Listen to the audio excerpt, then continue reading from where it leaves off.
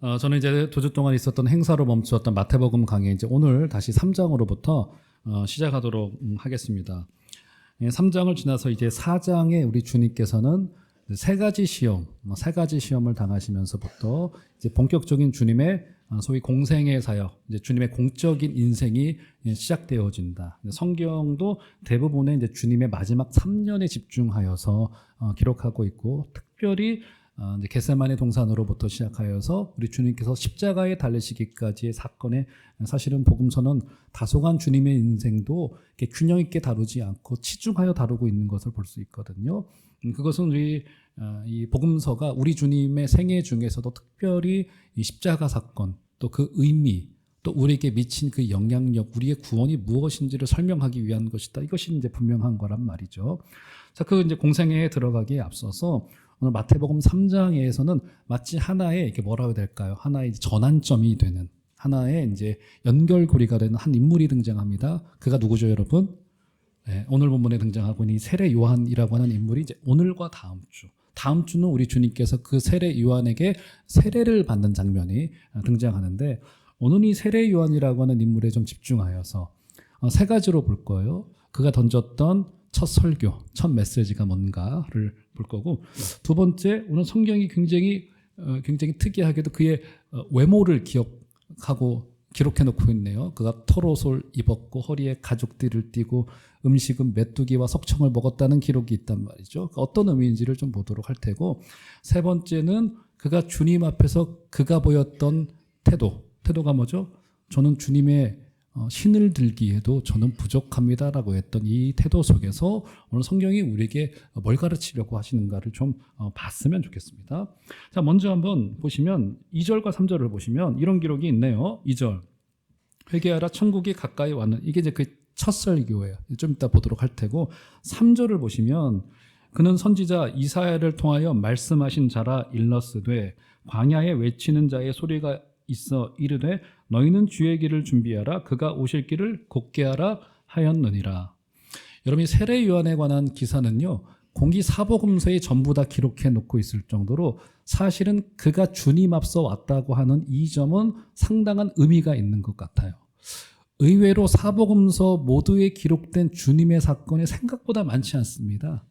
어떤 사건은 마태복음에만 있고, 어떤 사건은 누가복음에만 있고, 어떤 사건은 마태, 마가, 누가에는 있지만 요한에는 없고, 요한복음에는 있지만 다른 공간복음서에는 없고, 이런 기록들이 상당수거든요. 그러니까 4개의 복음서에 공이 기록된 사건, 십자가 사건이 뭐 대표적인 경우인데, 의외로 세례 요한에 관한 기록이 사복음서에 공이 기록되어져 있고요. 누가복음서 같은 경우에는 예수님의 탄생 사건과 더불어서 세례 요한이 6개월 먼저 탄생하잖아요. 근데 그 사건이 사실은 같이 얽혀 있으면서 마치 어떤 우리에게 그 메시지를 주고 있냐면, 이 주님이 오시는 것이 필연적이었듯이 세례 요한이 오고 그의 사역이 이어졌던 것이 아주 필수적이었음이 여기에 기록되어져 있다는 거예요. 그럴 정도로 이 세례 요한에 관한 기록은 상당히 우리에게 길지는 않지만, 근데 이 3장으로부터 세례 요한은 쭉 사라집니다. 그리고는 그가 순교당하는 장면에서 잠깐 다시 언급될 뿐이에요. 근데 그럴 정도로 잠깐 실려 있지만 주님이 앞서 왔다라고 하는 인물로서 상당히 중요한 부분을 담당하고 있다, 이렇게 볼 수 있단 말이죠. 주목하여 볼 게 3절의 기록이에요. 3절에 보시면 다시 보세요. 그는 선지자 이사야를 통하여 말씀하신 자라 일러스되 하면서 이사야 40장 3절이 인용된단 말이에요. 그렇죠? 여기 뭐가 강조되고 있는 거예요? 주님의 때로부터 이미 700년 전쯤에 이사야라고 하는 사람을 통하여서 세례 요한이 올 것이 예고되고 있었단 말이에요. 다른 성경에서는 말라기도 인용을 합니다. 말라기도 한 400년 전의 기록이에요. 그런데 말라기서에 이미 세례 요한이 올 것이 예고되어져 있었다는 거예요. 이것이 지금 강조되고 있는 겁니다. 왜 이렇게 사복음서에 전부 다 기록이 되는 것이고, 그리고 여기서 이제 구약이 인용이 되면서 성경 저자는 지금 세례 요한이 온 이 사건이 역사의 우연이거나, 그러죠? 아니면 갑자기 일어난 일이거나, 아니면 사람이 준비한 일이 아니고 우리 하나님께서 성실하시게 이 일을 준비해 오셨다는 점이 여기 강조되고 있단 말이에요. 그러니까 우연히 발생한 운 좋은 일로서 예수님의 복음이 시작된 것이 아니고 지금 이 사건은 뭡니까? 마치 세례 요한이 기록된 것과 같이 이사야서에 온 것처럼 이제부터 시작되어질 예수님에 관한 이야기도 우리 하나님의 계획의 성취이고 우리 주님의 주권의 완성이다라고 하는 점이 강조되고 있는 거예요. 저는 이 점이 굉장히 중요한 우리에게 한 가지의 생각의 전환을 줄 수 있고 생각의 틀을 만든다고 생각을 합니다. 여러분 우리가 하나님을 믿는 데 있어서요 굉장히 중요한 점 중에 하나가 뭐냐면 우리 하나님께서 우리를 사랑하셔서 이 역사의 한복판으로 우리 주님께서 참전을 하신 건데 그게 이렇게 되지 않았다는 거예요. 그게 뭐냐면 가만히 멀리서 보니까 저 우상현이 저 살아내는 꼬라지를 보니까 불쌍하단 말이야. 안 되겠다. 구원시켜야 되겠다. 이러지 않았다는 거예요. 불쌍한 것도 많고 죄인인 것도 많은데 우리 하나님이 그런 식으로 결심하신 게 아니라는 거예요. 우리 하나님은 어떻게 하셨다는 겁니까? 아주 성실하시게 이미 400년 전에 700년 전에 아니죠. 그 이전에 창조 때 이전으로부터 당신의 구원을 계획하시고 성실하게 우리를 이 자리에 부르셨다는 거예요. 할렐루야. 그러니까 우리가 지금 이 자리에 앉아 있는 것이 어떤 사람들은 그런 이야기를 합니다. 이거 역사의 우연이야. 아니면 네가 그렇게 뼈가 빠지도록 밤이 새도록 노력을 했으니까 이 자리까지 온 거지. 혹은 어떤 사람들은 설명할 도리가 없으니까 어떤 설명을 합니까? 과학적인 운명론을 이야기를 해요. DNA 문제야 이거는. 이 지구라고 하는 게 말이야 생명체가 생겨난 건데 이거 수억 분의 1의 확률로 생겨난 거기 때문에 모든 것이 다 물질로만 봤을 때는 우연이야 라고 하는 물질주의에 빠져버리게 될 수밖에 없단 말이죠. 기껏해야 운명론에 빠져버리게 되어지고요. 그렇게 되면 우리의 인생에 남는 것은 쾌락과 즐거움밖에 없는 거예요. 어떻게 해서든지 이 우연의 우연을 뚫고 들어가서 내 몸에 유익이 되는 것으로 찾아가는 게 사람의 심리거든요. 근데 오늘 하나님께서 오늘 이 세례 요한이 왔던 이 역사와 주님이 오시는 이 역사에 대하여 어떤 설명을 하고 있는 거예요? 우리 하나님이 계획하셨다는 거예요. 이것을 우리 하나님이 너무 성실하게 계획하셔서 우리를 구원하기를 기뻐하셨고 성실하게 구약의 성도들에게 약속하시고 성취하심으로 당신의 구원을 이루시는 우리 하나님께서는 아주 성실하신 하나님이시다. 할렐루야. 사랑하는 성도 여러분, 하나님이 우리를 사랑하시는데 그 하나님은요 이렇게 조금 생각하는 분도 계시는 것 같아요. 아주 소수의 성도들이시지만 한국교회 성도들 중에 우리 하나님에 대하여서 잘못된 이미지를 가지고 있는 것 중에 하나가 뭐냐면 우리 하나님을 악동으로 봅니다. 악동. 나쁜 말이 아니라 우리 하나님이 어디로 튈지 모르시는 분이라고 하는 불안감이 있으신 것 같아요. 그 말은 뭐냐면 우리 하나님은 때로는 내가 보기에 좋은 일도 하실 수도 있고 안 좋은 일도 주실 것 같다는 생각이 든단 말이에요. 그래서 어떻게 해서든지 우리 하나님을 좀 달래드리고 싶어요. 달래드리고 싶어. 그래서 나에게 안 좋은 일이 일어나지 않도록 우리 하나님에게 내가 정성도 들여보고 내가 원하는 것을 알아보기도 하고 하는 우리 하나님에게 기름칠을 좀 해야 되겠다는 생각이 든단 말이죠. 조심도 좀 해야 되겠고 이런 식의 이미지를 가지고 계신 분들이 소수 계시는 것 같더라고요. 아니요, 그렇지 않습니다. 하나님은 이 모든 일들을 자신의 약속과 계획을 따라 하셨단 말이에요. 요셉이 그 어린 시절에 젊은 시절에 그가 왜 감옥에 가게 됐는지 알도리가 없었어요. 믿음으로 버텨내고 인내하기는 했지만 그가 감옥에 있는 동안에 그 일이 이해가 안 됐던 모양이에요. 나중에 그의 11명의 형들이 자신의 앞에 와서 생명을 구걸하고 야곱의 가족들이 그가 먼저 이집트에 와서 물과 음식을 줄 수 있을 그 상황이 되었을 때 그때서야 요셉의 고백이 뭡니까? 하나님이 나를 여기로 먼저 보내셨군요. 원래는 그게 아니죠. 원래는 어디로부터 시작된 겁니까? 형들의 시기와 미움으로부터 아버지의 편애로부터 시작된 거란 말이에요. 사람의 감정이 그랬어요. 그는 쫓겨가듯 거의 죽을 위기를 거쳐서 지금 애굽으로 도착했단 말이에요. 그런데 하나님의 모든 섭리가 더해지자 하나님이 나를 여기로 보내셨군요 라고 하는 고백이 여기서 등장하게 되는 거란 말이에요. 사랑하는 종암제일교회 성도 여러분, 하나님의 선하신 계획과 선하신 뜻을 믿으시기를 바랍니다. 그분은 성실하셔서 한 치의 오차도 없으시게 우리를 사랑하시고, 사람이 사람을 사랑할 때는요, 한계가 있어요. 심지어 부모가 자식을 사랑할 때도 마찬가지고, 자식이 부모에게 효도를 할 때도 완벽하지 않습니다. 남녀가 만나서 평생을 사랑하겠다고 만나서 부부의 연을 맺지만 살아가다가 보면은 선배님도 더 잘 아시잖아요. 부족한 점도 보이고 맞지 않은 점도 많은 것을 보게 되고 사랑이 완성되지 못하는 경우들도 있단 말이에요. 왜요? 우리 연약하니까. 우리 사랑을 완성시키질 못해요. 근데 우리 하나님께서는 어떻게 하십니까? 수백 년 전, 수천 년 전, 아니요, 창조 이전으로부터 우리를 사랑하시기로 작정하셨고 우리를 지금까지 이끄신 하나님께서 우리와 지금 함께하고 계시고 지금도 그 구원의 계획을 이루어 가시는 하나님이신 것을 믿으시기를 바랍니다. 오늘 그 이야기를 하고 있는 거란 말이죠. 그래서 세례 요한이 그 하나님의 계획에 따라 왔어요. 이제 곧 예수님의 공생의 사역도 시작이 될 겁니다. 자, 그러면 세례 요한의 첫 번째 메시지를 한번 볼까요? 자, 2절 보시면 그 첫 설교입니다. 자, 2절은 다 같이 한번 읽도록 하겠습니다. 시작. 회개하라, 천국이 가까이 왔느니라 하였으니. 그의 첫 번째 메시지가 뭐냐면 회개하라입니다. 회개하라. 회개하라라고 말하는데 이 회개가 얼마나 강력했던지 9절 이하로부터 보면 너희가 마음속으로 스스로 아브라함의 자손이라고 자부하지 마. 아무도 모르는 거야. 그들이 이제 나무에 비유했죠. 이 도끼가 나무 뿌리에 놓여 있듯이 이제 심판이 임박해 있고 그리고 알곡과 쭉정이를 갈아서 쭉정이는 다 불에 태워버릴 거야 라고 하는 강력한 메시지를 내고 있는데 어쨌든 회개하라라고 하는 메시지를 내요. 그럼 도대체 회개하라, 뭘 회개하냐는 거예요. 사실 우리 잘못한 게 너무 많기 때문에 뭘 회개해야 될지 못할 정도로 사실은 많단 말이에요. 자, 그런데 회개 이유를 설명하죠. 자, 2절 다시 보세요. 2절 보시면 성경에 기록된 대로 봐야 됩니다. 회개하라. 그 이유가 뭐라고요? 천국이 가까이 왔기 때문에 회개하래요. 자, 이 의미를 좀 봐야 될 것 같아요.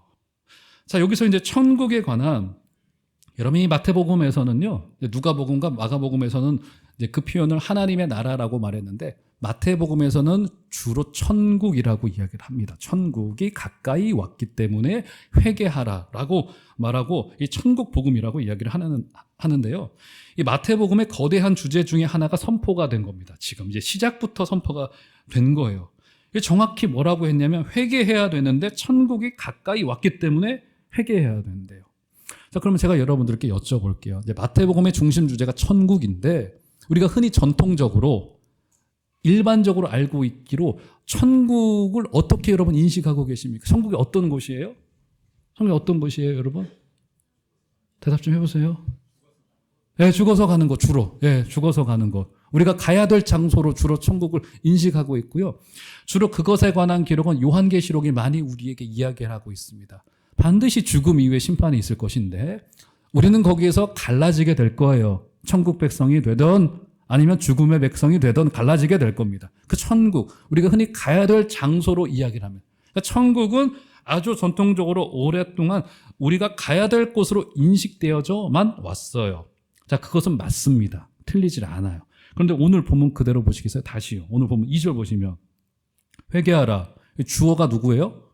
천국이 우리에게 가까이 왔대요. 이거는 인식의 혁명적인 전환을 우리가 가져올 수밖에 없는 내용이에요. 그러니까 천국은 우리가 흔히 갈 곳으로 인식을 했는데 오늘 마태복음 제 얘기가 아닙니다. 천국이 주어로 있으면서 천국이 우리에게 왔대요. 머리에 두뇌에 지진이 일어나요. 도대체 이게 무슨 말이냐는 거예요. 그럼 여러분들께 여쭤볼게요. 천국이 어디 있어요? 지금 천국이 왔다는데. 천국 어디 있습니까? 마음속에요? 여기에? 여기 천국이에요? 사는 게 지옥인데? 천국이 어디 있어요? 천국이 어디 있습니까, 여러분? 눈에 안 보여요, 지금 천국이. 지금 안 보인단 말이에요. 사는 게 지옥은 아닙니다. 사는 게 즐겁죠. 그렇죠? 농담입니다. 어쨌든 제 말 무슨 말인지 이해가 되시죠? 도대체 천국이 어디에 임해 있냐는 거예요. 근데 더 문제가 뭐냐면 지금 2절 다시 보시면 천국에 가까이 왔느니라 해서 왔느니라가 어떤 뜻이냐면 우리말 어감상 가까이까지 와서 지금도 다가오고 있다는 의미를 일으켜 2절이. 근데 그렇지 않습니다. 이 헬라어를 보면 완료형으로 여기에 임해 있다는, 과거 임해 있었고 지금까지 영향을 미치고 있다는 거예요. 그러니까 여기서 임에 와 있다는 점이 강조되고 있는. 그러니까 분명히 왔다는 거예요. 근데 문제는 우리 눈에 안 보여요. 가정이 천국인가요? 제가 8월에 결혼할 아까 우리 청년 커플이 목사님 한번 찾아올게요. 그랬더니 그래 찾아와라 하고 제가 마음에 씁쓸한 마음이 들더라고요. 가정이 천국만이면 좋겠지만 또 그렇진 않잖아요. 그죠? 도대체 천국이 어디에 있냐는 거예요. 도대체. 자, 그래서 종합하여서 정리를 좀 해드리도록 하겠습니다. 마태복음이 주로 이야기하고 있는 천국은 대표적인 그 구절이 어디냐면 마태복음 13장이에요. 여러분 좀 불편하시겠지만 좀 몇 장만 넘겨볼까요? 마태복음 13장을 보시면 13장이 흔히 이제 비유장으로 알려져 있고요. 이것은 천국 비유장으로 알려지고 있는데 한두 군데만 좀 볼게요. 한두 군데. 자, 31절 볼까요? 31절. 마태복음 13장 31절을 보시면 천국에 관한 기록이 등장을 해요. 또 비유를 들어 이르시되 뭐라고요? 천국은 마치 사람이 자기 밭에 갖다 심은 겨자씨 하나를 같으니. 이 한 절만 딱 읽어보더라도 여기서 말하고 있는 천국이 우리가 가게 될 장소로서의 천국을 말하지 않는다는 것을 알 거예요. 자, 44절로 볼까요? 44절 또 등장하네요. 천국은 마치 밭에 감추인 보화. 저 주일학교 사역할 때 나왔던 찬양 요즘도 부르더라고요. 그죠? 5절도 볼까요? 또 천국은 마치 좋은 진주를 등등 하면서 천국 비유를 지금 주고 있단 말이에요. 마태복음 13장쯤 가서 제가 설명을 드리겠지만 여기서의 천국은 절대로 우리가 가야 될 장소로서의 천국을 이야기를 하진 않아요. 마태복음의 천국은 주로.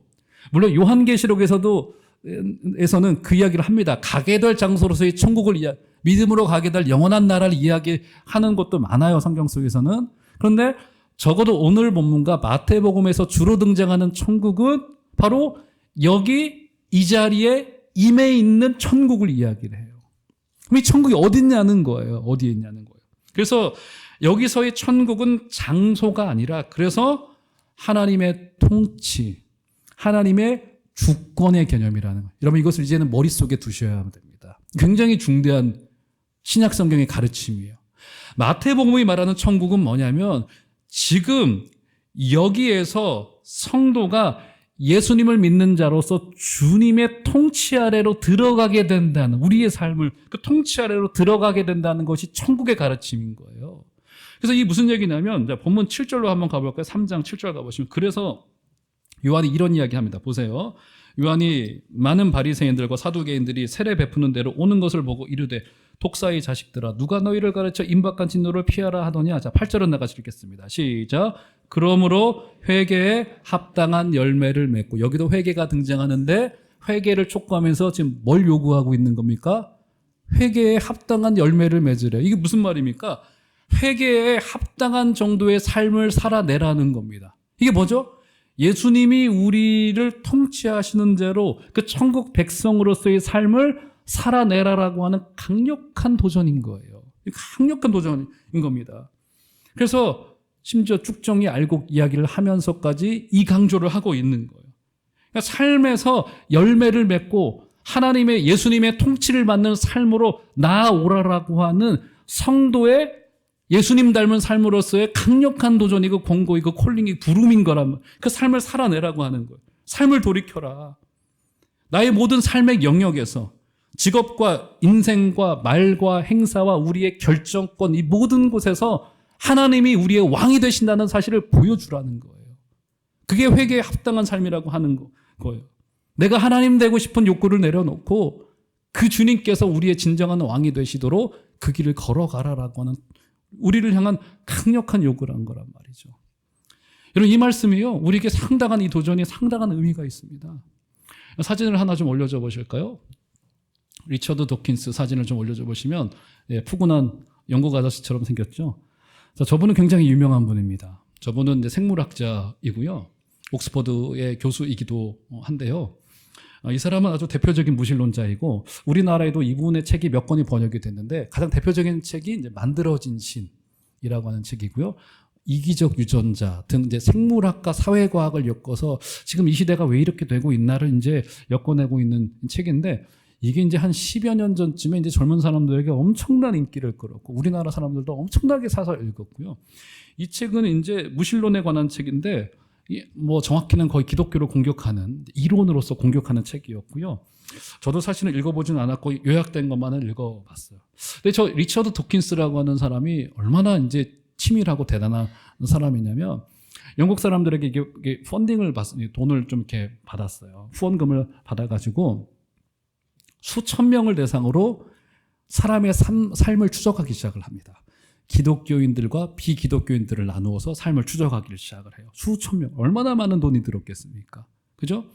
모든 사회과학적인 방법을 전부 다 동원을 했어요. 삶의 각 분야에서. 예를 들면 자녀 양육에서, 직업에서, 부동산에서, 대학 진학에서 범죄율은 어땠는지, 사회활동에 참여의 정도는 어떤지, 뭐 수입과 지출은 어떤 식으로 되고 있는지 등등을 전부 다 사회과학적인 방법으로 추적을 하는 거예요. 그리고는 기독교인들 한편, 비기독교인들 한편 해가지고 그래프를 그리기 시작합니다. 이게 그래프를 그리면 대충 이제 보여지잖아요. 대충 보여지는 거 아니겠습니까? 왜냐하면 사람의 마음은 알도리는 없고 나타나는 양상이 어떤지를 보고 그 사람의 마음속에 있는 것을 추적해낼 수 있다. 이렇게 본 거예요. 결론이 나왔는데 수년에 관한 사회과학적인 방법이었습니다. 너무나도 소름 끼칠 정도의 결과가 나왔어요. 소름 끼칠 정도의 결과. 그게 뭔지 아세요? 너무나도 소름 끼칠 정도로 두 개의 그래프가 똑같은 거예요. 거의 비슷한 거예요. 무슨 말이 되는 거냐면 자녀 양육에서, 직업에서, 수입과 지출에서, 부동산에서, 대학 진학에서, 범죄율에서, 사회 참여에서 거의 모든 지표가 기독교인들과 비기독교인들이 거의 비슷한 궤적을 그리고 있다라고 하는 거예요. 그러면서 사진 그대로 올려줘 보시겠어요? 리처드 도킨스가 결론을 한 가지를 냅니다. 저기 런던을 상징하는 빨간 버스 있죠. 저기 보면 영어로 쓰여져 있습니다. 저 영어로 쓰여진 저 현수막 플래카드를 수개월 동안 수천 대의 버스에 달아서 다니도록 했어요. 펀딩 얼마나 돈이 많이 들었겠어요. 저기 써 있는 영어가 내용이 뭐냐면 아마도 하나님은 없을 것입니다. 이제 걱정을 멈추고 인생을 즐기십시오. 대단하죠?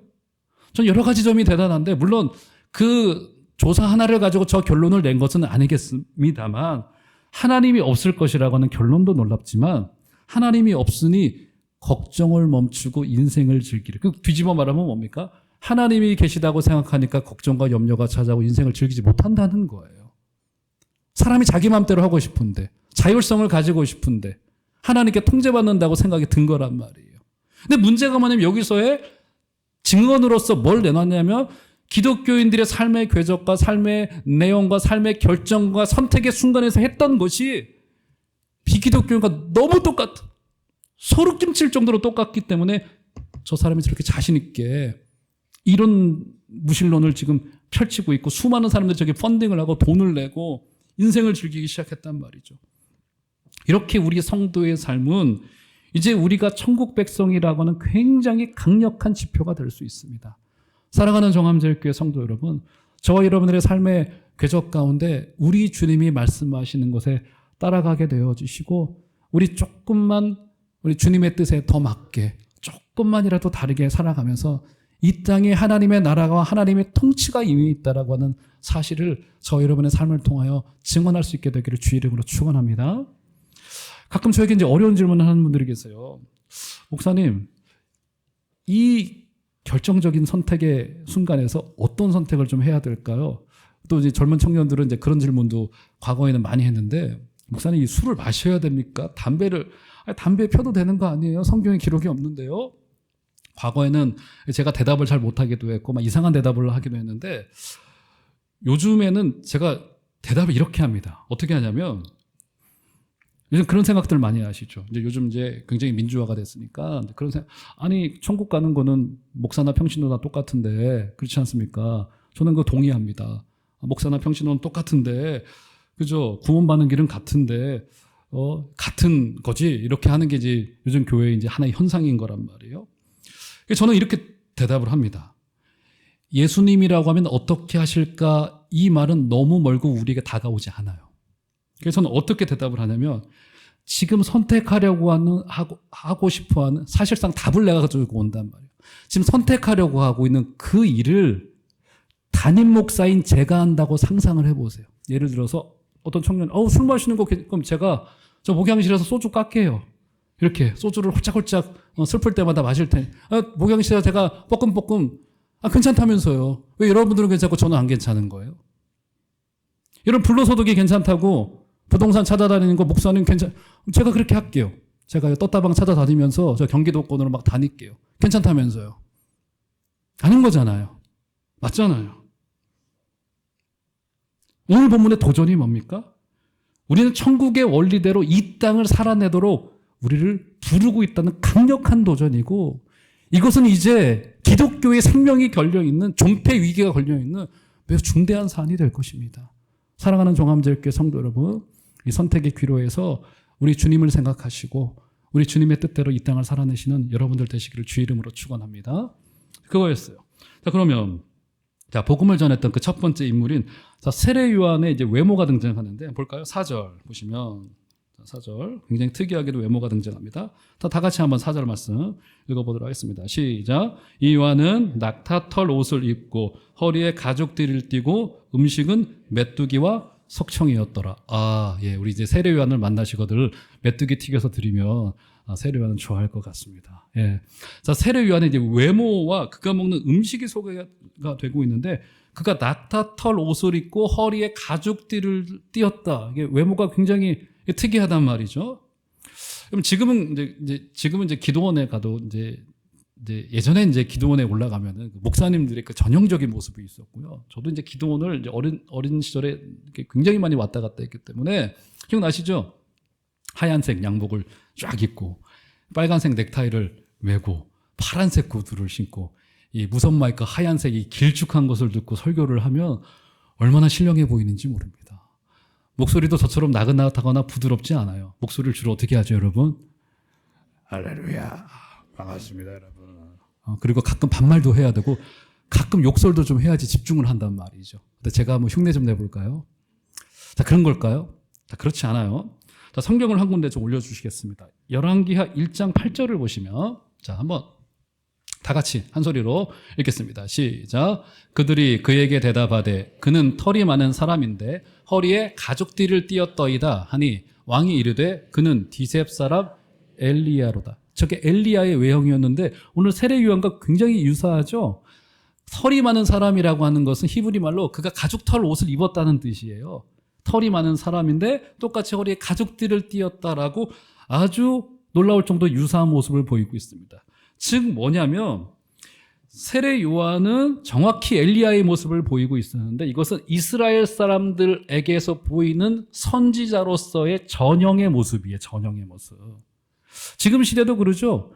일요일에 저처럼 싸구려 양복 입고 다니는 사람들은 대체로 목사들인 거예요. 즉 그런 정도의 이제 문화적인 습관이 여기에 배어져 있었던 건데 전형적인 선지자로서의 모습을 보였다는 겁니다. 그러니까 무슨 말이 되냐면 세례 요한이 이 옷을 입고 다녔다는 것은 지금 자기 소명이 무엇인지 그는 뚜렷이 알고 있었던 인식이 있었던 거예요. 지금 세례 요한에게는. 그러니까 세례 요한의 이 외모는 단순히 그냥 그가 이렇게 생겼다는 점을 강조한 게 아니라 그가 어떤 소명을 받았고 그에게 부름과 소명이 너무도 분명했었다는 점이 강조되고 있는 거란 말이에요. 그러니까 여러분 진짜 행복자가 누구냐면 자기의 소명을 너무도 분명히 알고 있는 자는 정말로 행복자인 겁니다. 정말이에요. 내가 하나님께 성도로 부름을 받았다는 점을 내가 확실히 알고 있다. 내가 이 직분으로 부름을 받아. 장로로, 집사로, 목사로, 권사로 부름 받았어요. 평신도 우리 교사로 부름을 받았고 더 나아가서는 가장 중요한 성도로 부름을 받았단 말이에요. 그것이 분명한 자는요. 진짜 행복자예요. 그런데 언제 흔들리게 되냐면 이 소명이 분명하지 않을 때 그때 흔들린단 말이에요. 그때 가야 할 이유가 분명한 사람, 가야 할 목적지가 분명한 사람, 그 사람을 부름받은 사람이라고 이야기를 합니다. 그러다 보니까 그의 삶이 어때요? 오늘 본문 4절에서 말하는 바대로 허리에 가죽띠를 띠고 음식은 메뚜기와 석청을 먹었더래요. 이게 세례 요한의 식성에서 기록한 걸까요? 그렇지 않아요. 메뚜기와 석청은요 광야에서 먹을 수 있는 최고의 단백질 음식이고, 석청은 이제 광야에서 나는 꿀을 이야기를 합니다. 그러니까 그의 삶이 광야에서 주로 거할 정도로 굉장히 단촐했고 굉장히 단순했다는 거예요. 단순했다. 삶이 굉장히 쉽게 말해서 단촐했다는 거예요. 단촐했다는 거예요. 여러분, 삶이 단촐하면요, 뭐가 가능해질까요? 어떤 장점이 좀 있을까요? 결정하는 데 있어서 수월해집니다. 굉장히 수월해져요. 모세가 산에서 더디 내려왔습니다. 모세가 율법을 받을 때 40일이나 걸렸어요. 백성들이 리더였던 모세가 내려오지 않자 산 밑에서 뭐래요? 우상단지를 만들고 금송아지를 만들어서 난리를 쳐놓고 있었단 말이에요. 그렇죠? 그때 모세가 산 밑으로 내려와 보니까 막 그들이 난리를 치고 있으니까 머리 끝까지 화가 나가지고 들고 있던 두 돌판을 거기 던져버리고 막 분노를 터뜨리고, 그래서 직결 처단을 하고 그랬단 말이에요. 그리고는 모세가 했던 첫 번째 제안이 뭔지 아세요? 여기에 주목하지 못하는 경우가 많더라고요. 모세가 했던 첫 번째 제안이 뭐예요? 나중에 성경을 찾아보세요. 출애굽기 33장 5절에 보면 너희는 너희 장신구를 떼어내라. 너희 장신구를 전부 다 떼어내. 이게 모세가 했던 장신구. 이 장신구에는 아마 우상이 새겨져 있을 것으로 추정할 수 있습니다. 장신구는 그들의 욕망의 결정체였었어요. 여러분, 세례 요한의 삶은요, 단아했고 단촐했습니다. 그렇기에 그가 예수님이 오셔서 공생의 사역을 시작하고 자기를 따르던 제자들이 주님을 따르기 시작을 해요. 근데 그것을 허용합니다. 그대로 둡니다. 왜요? 그들의 삶이 단촐했기 때문에. 여러분, 믿음이 깊어지고 영성이 깊어진다는 걸 어떻게 설명할 수 있겠습니까? 목소리가 허스키해지면 되는 건가요? 어떤 것으로 설명할 수 있겠어요? 우리 가운데 생겨날 수 있는 삶의 변수들을 전부 다 줄여나가는 거. 삶을 내려놓는 거예요. 내려놓는 겁니다. 그때 결정이 쉬워져요. 저는 많은 사명자들을 봤습니다. 파송받은 선교사도 봤고요. 저처럼 한 교회의 위임 목사로 오는 경우도 봤고요. 개척을 하기 위하여서 개척의 길을 걸어가고 있는 제 주위에 있는 동역자들을 꽤나 봅니다만, 이 결정의 순간이 어렵잖아요. 끝내는 결정을 하고 가는 거잖아요. 이 결정의 순간에서 이렇게 딱 넘어가는 깔딱 고개에서 그들을 도울 수 있는 게 뭐냐면 삶의 단순함이에요. 제가 아는 목사 한 명도 애가 셋이에요. 애가 셋입니다. 그리고 저보다 한두 살 어린가 정도밖에 안 되는데 이번에 개척을 했습니다. 올해였나요? 올해였군요. 개척을 했습니다. 수개월이면 몇 년을 고민을 하고 하다가 결국은 개척을 끝내는 준비를 하더라고요. 주위에 지원도 많이 있었지만은, 근데 그 결정이 얼마나 어려웠겠어요. 근데 끝내는 여러 변수들을 막 고려해 보니까 그 길을 갈 수가 없는 거예요. 뭐만 생각한 거예요? 이거 다 내놔. 심지어 자녀들에 대한 문제 다 내려놓고 하나님께서 도우실 것이라고 하는 단 한 가지의 상수만을 가지고 그 길을 간 거예요. 이 영성인 겁니다. 사랑하는 종암제일교회 성도 여러분, 우리 세례 요한을 닮았으면 좋겠습니다. 우리 그분의 그 단아했던 삶, 단순했던 삶을 붙들고 이 땅을 승리하게 되신 여러분들 되시기를 주의 이름으로 축원합니다. 자, 이게 소명이었던 거고요. 마지막 글에서요, 어떤 태도까지 등장하게 되냐면, 자, 보세요. 11절로 한번 가볼까요? 자, 결론을 한번 가봅시다. 11절. 나는 너희로 회개하게 하기 위하여 물로 세례를 베풀거니와 내 뒤에 오시는 이는 나보다 능력이 많으시니 나는 그의 신을 들기도 감당하지 못하겠노라. 이게 이제 주님을 보고 세례 요한이 보였던 그의 주님을 향한 태도였습니다. 여러분 보세요. 5절에 보시면요, 이런 기록이 있습니다. 이때 예루살렘과 온 유대와 요단강 사방에서 다 그에게 나와 세례 요한의 인기가 막 올라가고 있어요. 그의 설교가 워낙에 강력했고 굉장히 괜찮았던 것 같아요. 막 온 이스라엘 사람들이 세례 요한의 소문을 듣고 그에게 나아가서 그의 제자가 되기 시작했단 말이에요. 근데 어떤 일이 벌어진 거예요? 저 옆에 사대부 중에 우리 주님이 깃발 꽂고 개척하신 거예요. 그러니까 세례 요한을 따르던 사람들이 다 주님께로 전부 다 옮겨가기 시작을 하는 거예요.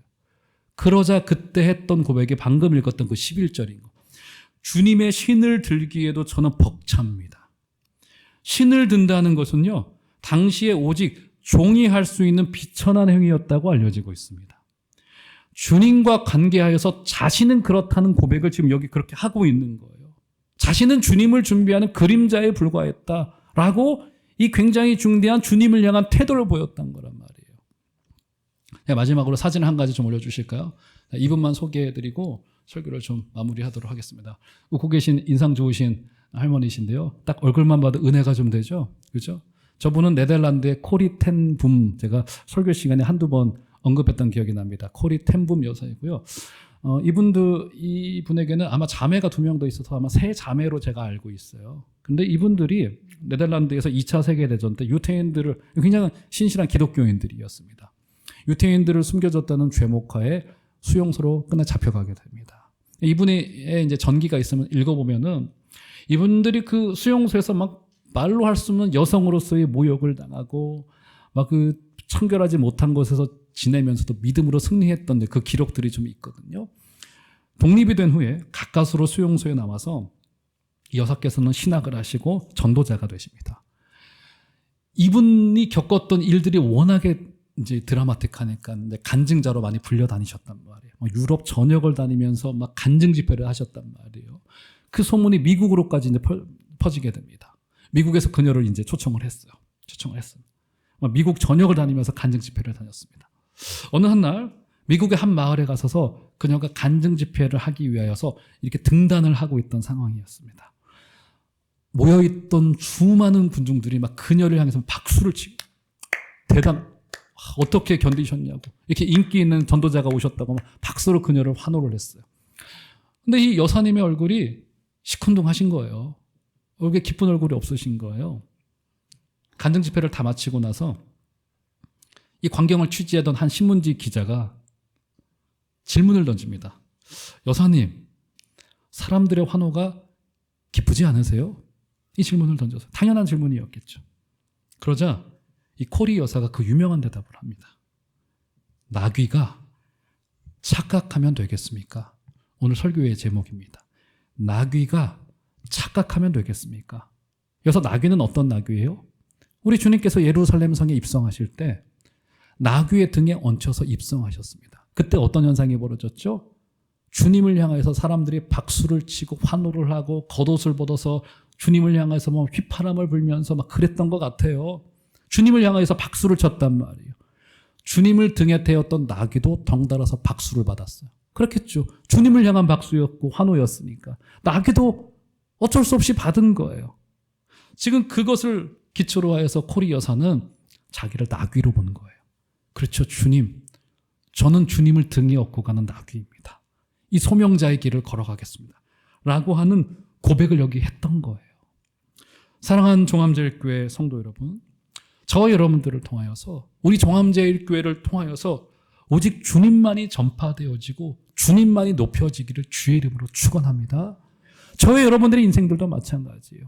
바울 사도의 고백처럼 내 안에 사느니 오직 그리스도니 그분만이 내 인생 속에 높여지기를 원합니다. 라고 하는 고백이 저 여러분들 가운데 있어서 이번 한 주간을 살아내는 동안에도 주님 손 붙잡고 승리하여 주시는 복된 여러분들 다 되어 주시기를 주 이름으로 축원합니다.